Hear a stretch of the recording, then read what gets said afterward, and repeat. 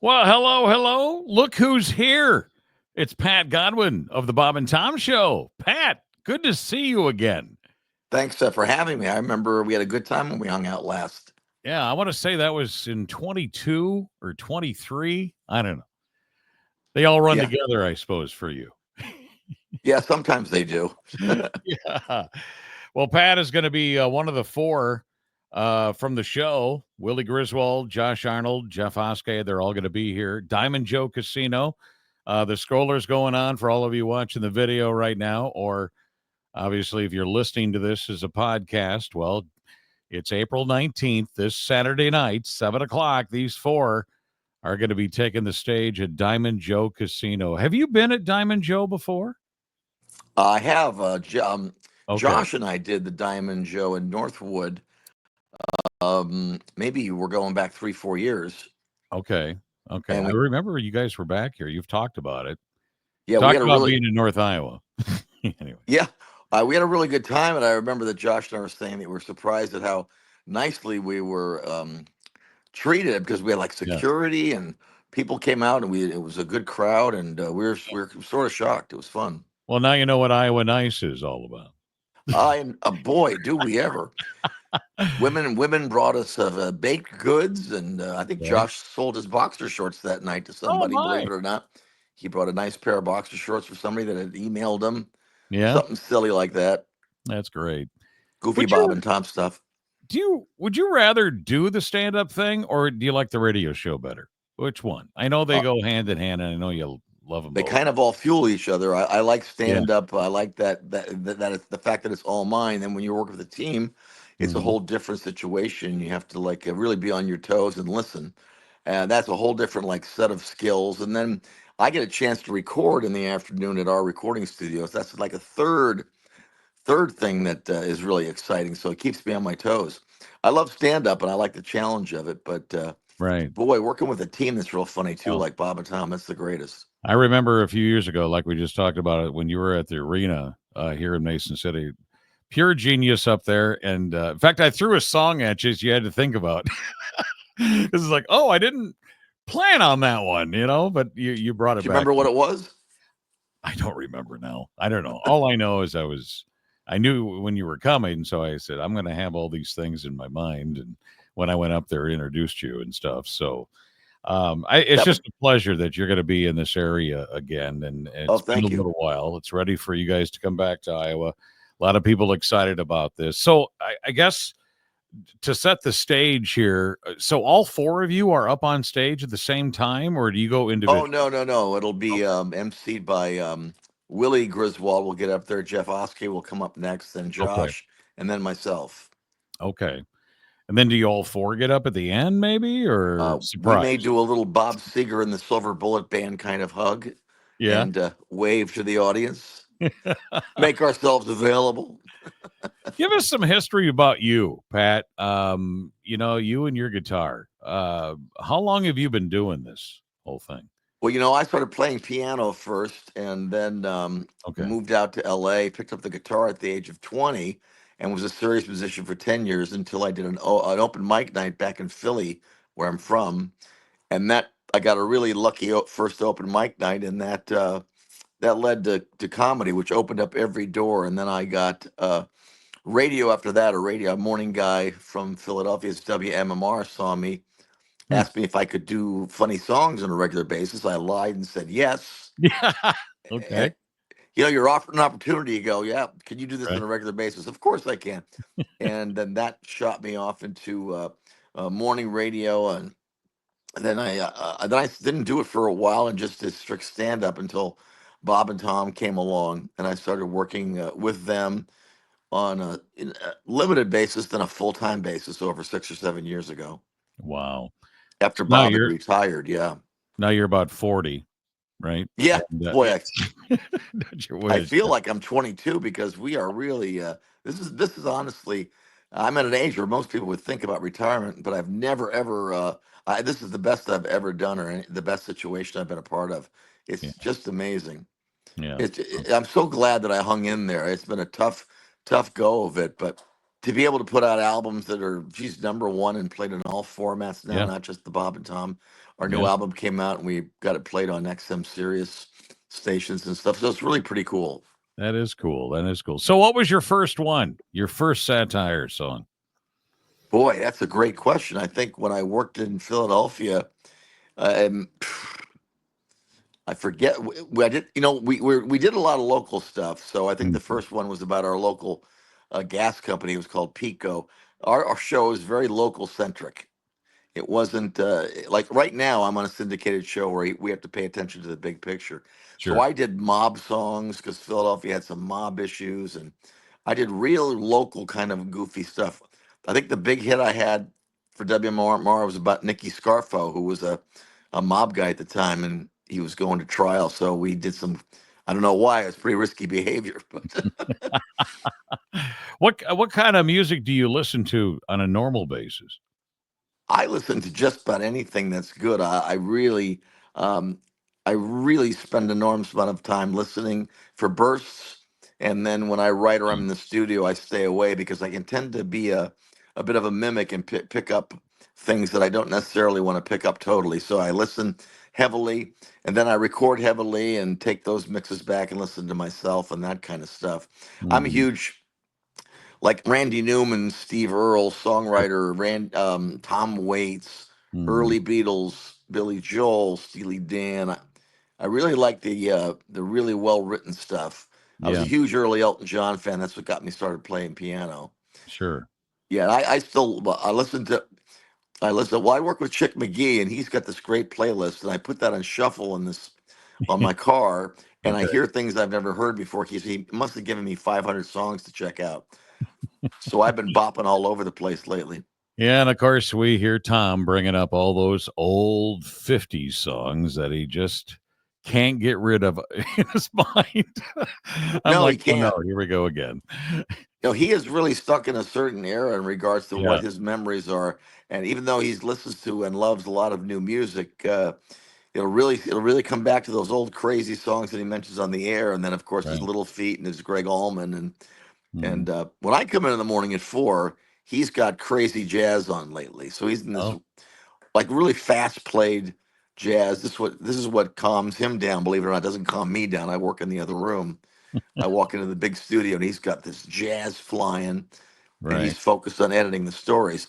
Now I have to Mhm. hear my own music in my head, so I got to go in my own room Do and play you have guitar and piano. on a daily basis, do you come up with these songs or do they tell you, "Hey, we need a song like about like this or that," or No, some like it's topical?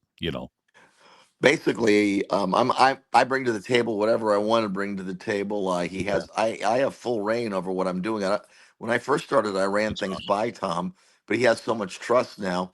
I run my original stuff. I don't run my original stuff by him. He'll say, "Hey, do you have a song?" Because we're there 4 hours a day, and I'll do something new that I've Mhm. prepared or I may have written on the spot. But I'm also given stories the day of what we're going to do new stories about, and Okay. that may be anywhere from 12 to 14 stories, and then I'll look at that and I'll go, oh, I could do something to this, Okay. and then I'll tell Tom, hey, if Christy brings this up, do you have anything? And I'll go, yeah, I'll give him two or three things probably. Out of 12 stories, I'll probably have two or three things. But then also, if we go on a different tangent, I'll write something on the spot and then I'll Sure. text him, hey, I got something, and then he'll know to go to me or I'll jump in. So how do you come up with the regular song to do the parody? I mean, obviously, it's probably on a hook, right? You probably develop some type of hook for whatever the story is. You know Well, what I I'm talking about? I mean, how do you come up with the song that you're going to parodize?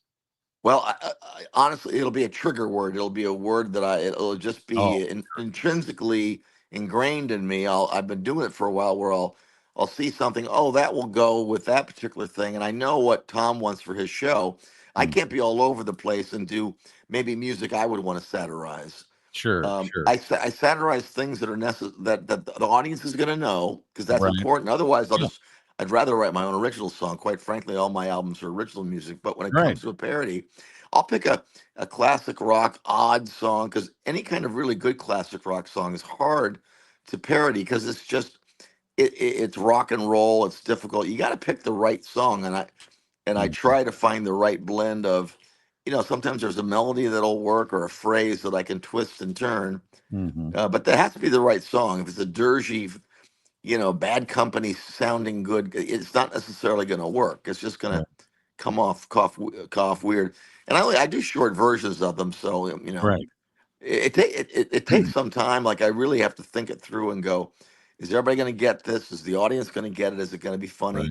It's got to Right. end well. So I go over them thoroughly because I want that room is tough. They've seen the fastball thrown at them joke wise, so I got to be able to trick them a little bit and surprise them Right. all the time. Exactly. And I'm sure you've been home and all of a sudden you get an idea, Oh and yeah, you write one real quick or whatever, or yeah. it could be based on, I don't know, you could be just watching the news and you hear about, this, that, the other thing, whatever, and then, hey, I got this idea or Oh, whatever. absolutely. You might be eating dinner. And then all of a sudden you get an idea. Well, I'm at the point where I have a job where the output is so high. I have a baby Taylor guitar that I keep in the car, and I've Mhm. often pulled over to the side of the road Sure. and got my iPhone out, and I use my little audio Oh recorder yeah, on there I like it. because I have to pump out an enormous amount of material. We're there for 4 hours, and Tom Right. will throw the ball at me at any moment, and I can't. Mhm. I will do stuff that he does like that I've done before, and I will do things and I've had songs change of my own where I write them. They've almost become workshop songs from my Mhm. albums where I do one version, didn't go as well, tighten her up, edit, and bring that to the guys over a course of a month or so. Then I got this done song that I know works. We take it Mhm. in the studio. So I'm at the point where I have the guitar in the car at all times. I've got a piano here on my on what should be just a normal coffee table, piano over here, Mhm. guitars over here, and then I have my own production studio. So Yeah. I have to Always keep I have to keep it really. This is such an exciting time, and the faucet is on, right. which is a great thing when it comes to creativity. Sometimes it shuts off because of lack of just not not Just inspiration don't but want to think perspiration. today. Yeah, exactly. I'm sure you Yeah. have those moments. Yeah. It can be like Prince, where he had, I don't know if you ever got to visit Paisley Park up in No, but I'm a huge Minneapolis. fan. Yeah. And he had a piano, I think, in every single room, or he had some type of instrument in every single room, a recording studio, because he never knew when he had the inspiration to write Yeah. something. And speaking of that creativity, do you ever worry about, oh my God, I don't feel like writing today, and you got a radio show to do, you know? I actually do. It's usually early. I get up now. I have a new puppy, my son's puppy. So I was getting up Oh, at 3:30. Now it's 3. 3. Yeah. So Yay. I get up at 3. I walk him a little bit. I've seen the stories because they've been emailed to me. Right. And every morning there's fear and anxiety in regards to what am I going to have that day. And that fear and anxiety and deadline creates a wonderful sort of deadline creativity. Okay, we're going to be in there at 6. Tom's going to probably go to me maybe at 6:20, Right. and he's going to want something for some of these Right. stories. And that particular deadline thing is what has really created some like really what I think are wonderful things because if I were on my own, I wouldn't be waking up at 3. If I were on my Right. own, I would take my time waking up. I'd have some coffee and wake up in a nice manner, not a terrified, I'm on the air, what do I have kind of way. And I don't necessarily mean that it's terrified is the wrong word. It's overly excited and anxious in a Sure. good way. Like I Sure. drive down to the station with a smile on my face, like, what are we going to create today? I Mhm. think in the beginning I was a little more fearful, but now it's just like, okay, if you put the work in and you jump in on something, it appears. I don't know how to describe it. And then you seem to get better at, you don't necessarily need a rhyming diction. You can just kind of formulate it because you've been doing it. And that constant like deadline anxiety creates these wonderful things. But yeah, every day is almost Yeah. like God. We just banged out 3 things yesterday. We're gonna Tomorrow's Thursday. That'll Yeah. probably mean 2 more new ones. Hopefully they both go over. And Yeah. my batting percentage keeps going up the more I work at it. So I just know if I put my time in, I'm gonna be okay. I don't necessarily think I've had that Right. confidence from day one, but I do now. But it is a fear-based confidence. Yeah, exactly. No, and you have that trust from Tom and the rest of the crew, but Absolutely. have they ever told you in a commercial break? Okay, Oh, don't yeah, yeah, yeah, don't yeah. play this song again. We're Yeah. really supportive of each other, even though we Sure. tease and crack and crack jokes about each other. Mm, We're a very fun. It's a very funny green room. We're always complimentary. right. We spread the joy when other people are doing good work. We're not really egocentric about it at all. Tom's very Mhm. complimentary. I am. Josh and Chick are on fire. I'll tell them, oh God, that was great. I really enjoy how spontaneous the show is Mhm. with Chick, Josh, and myself. Now Sure. we're all in the main studio now. I used to be in the room right behind us. I kind of isolated. Now Tom wanted me in the big room for the last year, and that's brought a really unique sort of a blend. Talking to Pat Godwin of the Bob and Tom Show here, joining us with Willie and Josh and Jeff. Does Chick and Christy ever go out on tour with you guys? Well, they used to, and they Okay. don't now, unless we're doing like a live radio morning. Oh, I see. Which Sure. we've done. We did Yep. Cincinnati, the Cincinnati market, When baseball season opened. Toledo. Exactly. But we do a lot of stuff like that every couple of months. They'll go out, and they used to go out on weekends now, but it's strictly we do these shows where it's just the four of us or three of us, or I'll Mhm. do things on my own, like a one man show in a theater. I got a 14-year-old son, so I have to keep. I'm out there. Yeah, exactly. And speaking of that, so you do some one man shows. Oh, I was sure, yeah. kind of curious about your schedule and how many shows that you do. Of course, you usually are teamed up with somebody, right? Like an opener, Well, there's always going to be an opening right? act. If I'm in a comedy club, there'll be two. But Right. typically, I'm coming off of two back surgeries, so I just got back to being out there and not being in pain Okay. only in the last couple of years. So I'm Mhm. sort of also catching up financially because I had a spinal fusion where I just did Bob and Tom. I could do nothing else. I couldn't stand on stage for 45 minutes without like pain shooting down my legs. Now it's perfect. Hmm. Surgery was successful, but the recovery was rough. Hmm. So now I'm able to get out there and really like have a good time. Before, when I started to do it, it's like, whoa, this is a grind because it hurt. But yeah, I'll go out every other weekend and do something. Sure. Do you, all of you four that are coming here, do you know each other's routine pretty well? Or do you all of a sudden like, wow, I never heard that one, Pat? That's awesome. Oh, it's a constant. Wow, I've never heard that one. Oh, Kind of a thing. Yeah, okay. All right. I'm able to. I'll spend some time. The hardest thing for me is to memorize the new stuff because we have so much of it. So the crowd is going to be yelling out, certain things. Like they yell out the song "Coke in the Boat" that I've been doing about. Sure. And I don't have that memorized. So this week I'll spend tomorrow and Friday because they yelled it out last show, and I'm like, geez, I don't even remember You what remember any doing of those words are. Yeah, you gotta memorize them all. That would be, I would think, the toughest thing is to It memorize is. all those songs. I'm lucky because I can write it and I know the phrasing of it, and I have this monitor in front of me. It's Yeah. my MacBook Pro in the studio. Then I use an Okay. iPad in the other room. Sure, sure. But Yeah. on stage, I have to have it memorized. I mean, I like that to be a show. I'm not going to be looking at an iPad on stage, obviously. I just wondered, of the albums that you've had or whatever.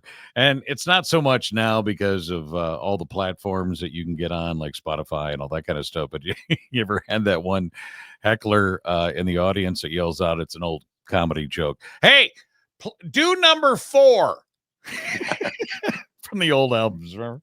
Yeah, I've had it all. You've had it all. You've had it all. Yeah.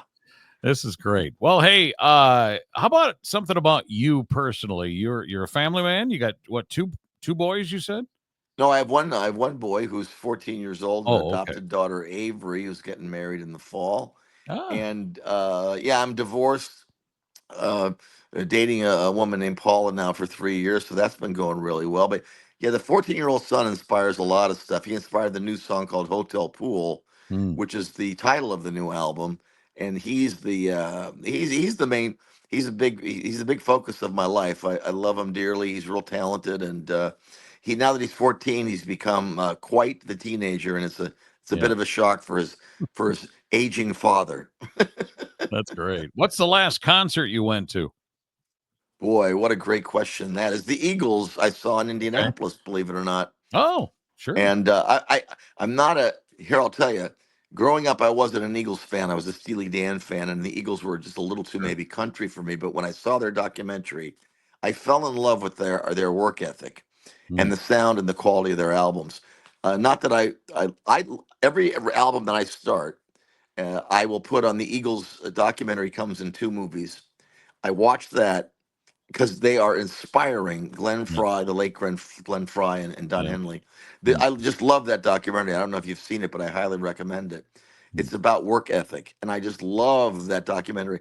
But when I saw the Eagles and their attention to sound here locally in Indianapolis, where we're based out of our show, and I hear now at the Sphere they're doing some. The sound of the Eagles is just insane. All right. I don't know if you've had a chance to see them live, but I it's haven't. mind I blowing. wanted to go when they were at the Sphere in Yeah, Vegas. I missed out. I always got something going on, it seems, or whatever. But I went to that Eagles show here, cranky, because it was late at night. My girlfriend got tickets; she wanted to go. right. I get up at 3, so when you're asking me to go to something during the week, Oh, I'm not a happy camper. that means getting home at what 11, and then traffic, and then I got to get up in 3 hours. Oh yeah, I got home at 12:30 that night, and I was emotionally high as a kite because they sent shots of dopamine through my brain. They were just so mind blowing. I could barely sleep. I was so excited, and then the next day was fine. Tom also saw that same show and was up later, and he doesn't normally do that either, and we were Yeah. both fine. I mean, we don't get a chance to do that or not take advantage of sleep. You have to really pay attention to it. Speaking of Tom and speaking of concerts, I remember when Ace took him to see Kiss.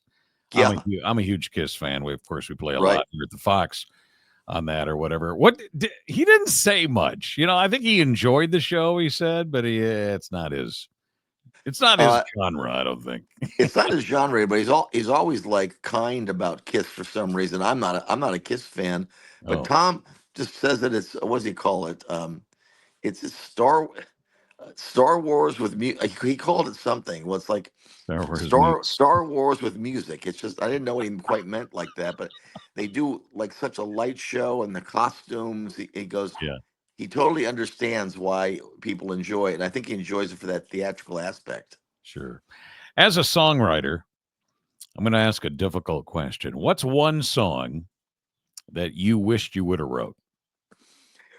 Boy, You mentioned some really good bands here that you kind of worked here with. once again, not even being a Tiny Dancer by Elton John. Okay, Tiny Dancer by Elton John and Levon, which are the first two songs from great songs. Elton John's Great. Mad Men Across the Water, to this day make me Yeah, cry because yeah. it points to a time in my life when I was inspired by music. But I sit back and I look at those pieces, hear those pieces of music, and just go, oh my gosh. Mm. And to believe it or not, there's one song that gets me every time, and it's a popular one, and it's Don Henley's "Boys of Summer." Ah, For some reason, that song captures my attention the millionth times I've heard it so much, but yet it's like a drop. It's a drop everything moment for me. The mood of that song. If I could ever now, though, I'm talking about like I'm a musical comedy songwriter, but as sure. far as pieces of music that I enjoy, it would have to be something like that. And the second side of Abbey Road, which is like one long song, would have Right. to is the better answer, maybe. Well, speaking of that Madman Across the Water, I thought that was Elton's best album ever. Anyway, Oh, absolutely. I we love that played album. a lot of cuts being a rock station and stuff. We'd play a lot of cuts off that album. But That's wonderful. so when you're not singing, when you're not doing comedy, when you're not doing a radio show, what does Pat Godwin do for fun when you step away from all of that stuff? Right now, it's like total. I take the good songs that I A write nap. on the show. No, I don't. I don't nap at all. If I nap, Oh, I'm done because that means yeah, I'm up all night. right. I go over to the shack. We have our own recording studio. We're in the middle of recording a new one Okay. that should be out in 6 months. The hotel pool only came out a month ago. So I'm in the process of doing that. I pick up my son at about 3 o'clock. We play around with the dog. And then I take him over to his mom's because he goes to school there. And for fun, like I will go fishing early in the morning while my son sleeps on the weekend. I'll Hmm. go fishing with Josh, and believe it or not, Josh, Jeff, Oskey, and I, we fish locally. I'll get a Really? chance to fish and then hang out with my a girlfriend on weekends that I don't have my son, so I Okay. don't get a chance to do crazy hobbies, Right. Are you things on the like that. road like 4 or 5 times a month or No, not that much. not that I'm many? on the road every other weekend right now. Okay. All right. Yeah, Good. Yeah. And you got to get back. just Are you for one guys day out of the weekend though. I don't do both nights very much. I know you guys you and Jeff Hoskey drove here. I remember hearing you talking about that you drove that long ways from Indianapolis. I want to say it's 11 hours. Pretty close Oh to yeah, that. sure. Yeah, you going to be driving or flying when it's all four of you, or what are you This doing? Friday, we're all flying in Minneapolis and then driving an hour and a half. I Driving think we down. rented a car and we're all Okay. in this Escalade. I think Jess Hooker, who handles all our stuff, is our like mom on the road. She's Right. flying us all out and make sure we get to everywhere on time. As a radio guy, though, do you get noticed in airports? Believe it or not, with the advent of YouTube and the Yeah. fact that we're on YouTube TV, it Oh, it happened. We're obviously syndicated all over the place. right. In Indianapolis is the least place I get recognized because the show's been here for so long. Yeah. It's like that hometown effect. Right. You can't impress your hometown. When I go to a Bob and Tom market, I'm recognized a surprising amount of time to where it even throws me like Well. going to a grocery store, gas station is absolutely amazing. And I do wear the Pat Godwin sweatshirt and the Bob and Tom hat and Oh, the Bob and Tom Pat Godwin sweatpants with the neon lights. well, that all helps, doesn't it? That's for sure. Well, as you're coming down from Minneapolis on I-35, your markets are Rochester, Minnesota. Rochester. Yep, and then there's us here in Mason City, and if you kept going south, it'd be in Des Moines as well. So That's you're, fantastic. That's a you're good little. covering quite a bit of area there. So Oh, that sounds fantastic. yeah. Not to give those guys plugs, but I mean, we love having you guys here on the Fox, of course. And this Saturday night, it's Pat and it's Willie Griswold, Josh Arnold, Jeff Oskey. They're all going to be here. 7 o'clock, I do believe. And do you guys have an opener besides you guys, or Willie just kicks it all off? Willie kicks it all off. Yeah. Willie kicks it all off, yeah. Yeah. And then if you I missed it think so. It earlier, may be, it could be a radio guy. I'm not quite sure. oh, okay. Well, they asked me, but Oh, that's right. I can't I don't be know if they picking found your myself. substitute. There's no substitute for you, and you know that. DiamondJoeWorth.com is the place you can go online and get your tickets, and you better get them. We're still giving them away too here on my Harry O radio show. So in fact, we'll be doing that here this afternoon again here. But it's always a pleasure, Pat. I enjoyed having our conversation. I didn't have a chance to talk a lot last time, but I feel like on these interviews, I get a chance to ask the questions that I always wanted to ask, and I think it's just great that you guys have such the following that you do. And I came here to the Fox about 9 years ago. So, and I was a morning guy on a top 40 radio station at that time. And so, and it was still Bob. Bob and Tom were both there, and Right. then I came here when Bob already, and see, and I bet you guys get asked that all the time.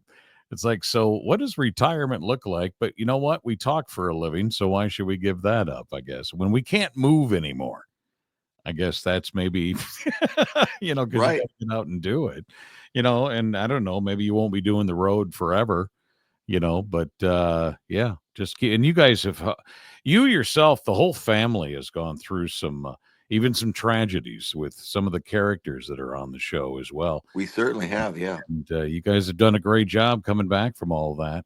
And It's till the wheels fall off. We all really enjoy what we're doing, and we care about the people that we've lost, whether it be through retirement or through obvious. We've endured some tragedies, yeah, but it's all a part of life, and I think you have to keep rolling on. I mean, it's been very difficult 2 or 3 times during the course of this particular show to move on, like, and right. have shows when we've been going through, losing people. It's been really rough, but we got through it.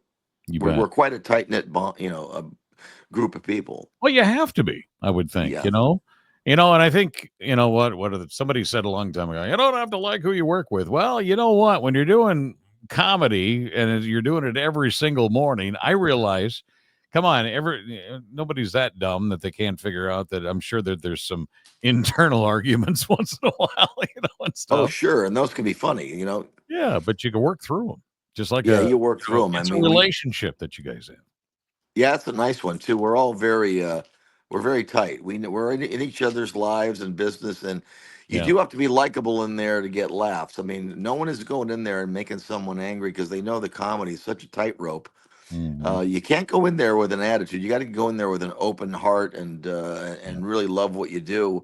And every now and then, one of us is going to be a little tired, and it's going to like you have to pick up the slack a little bit. And we all do that. And we all, if there are any issues, people can take time off, and whatever. I My think that, the post back surgery for me was the roughest because right. I would do 4 days, and then Tom would realize when he sees me crunch, taking the Advil that I am Yeah. having a really bad day, and he'll say, "Hey, go home. Why don't you not come in tomorrow? Go see the doctor." And that was a rough time. They all picked up my slack. I just thought of one last question here. Who is it easier to make a woman laugh or a guy laugh? Boy, I think for me, you have to have a quality in the laughter. You can't just be playing to the guys. And Yeah. I certainly could because I know men better. I don't know women at all.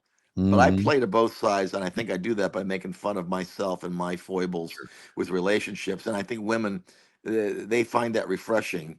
I think both are pretty evenly matched in regards to getting them to laugh. Because sometimes with dudes, if it's in a club, you make it a jealousy thing. And with women, they may not relate, or you don't want to come off too misogynistic, which I don't. But I think it's a pretty even. That's a great question. I think you have to keep a pretty even balance and not Sure. even like with politics. If you're going to do politics, you're going to lose half the crowd. If you're Right. going to do men kind of material, you're going to lose their dates and the or women. I think that if you can make those three gals, you got Christy, you got Jess, and then who's the other one that's in Uh, there? J- Jessica Altman will be in there on Yeah. sometimes on Wednesdays. Yeah, exactly. And I think if you can just, I'm sure you've had moments where they just cannot stop giggling. They're laughing, Oh, if they laugh off their chair, to me, well, that's the best, though. I think that's great. oh, I do too. I mean, we Yeah, get Christy is such a good sport. I mean, we tease her so much that she knows that we do it with love.